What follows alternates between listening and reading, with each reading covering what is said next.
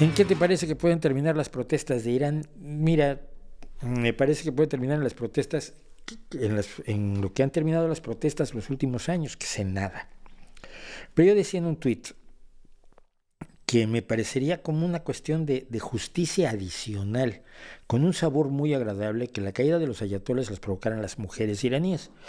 Primero que nada porque han sido verdaderamente perseguidas, humilladas, sobajadas, ignoradas, despreciadas, golpeadas, encarceladas, asesinadas.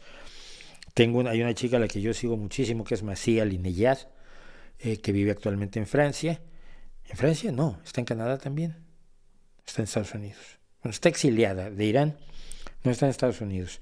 Está en Estados Unidos porque hace poco de pronto llegó el FBI, se la llevó, le dijo, a ver, ven, te vas a ocultar aquí, te esperas aquí un segundo, tú con toda tu familia. Y Masih decía que pues que los ayatolas tenían un plan para secuestrarla en Nueva York. Efectivamente en Nueva York. Hay mujeres que están en la cárcel, hay mujeres que han sido asesinadas como Mahsa Amini ahora, y el problema sería muy bueno que ellas fueran las que provocaran la caída de los salvajes, sanguinarios y retrógrados extremistas ayatolas, porque no solo han sido humilladas dentro de Irán, sino que fuera de Irán tienes gente que es defensora del Islam revolucionario, porque como el Islam revolucionario es anti-yanqui, es como lo de la OTAN. Si vas contra Estados Unidos ya puedes haber matado a tus hijos y te los has comido. Si vas contra Estados Unidos, estos imbéciles te van a defender. No lo entiendo.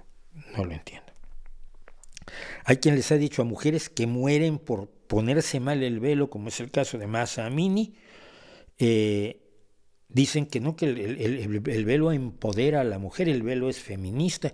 Y yo las mujeres iraníes que conozco, como Masih Alinejad, dicen no. Entonces me encantaría que los ayatolas cayeran de mano de las mujeres iraníes y que ellas participen intensamente en la reconstrucción de ese país, pero lo veo muy difícil. Ha habido protestas continuamente contra los desastres, no solo contra los desastres islamistas de los ayatolas, sino contra su pésimo manejo económico y contra su mal uso de los recursos de Irán, siempre tratando de hacer la revolución en otro lado.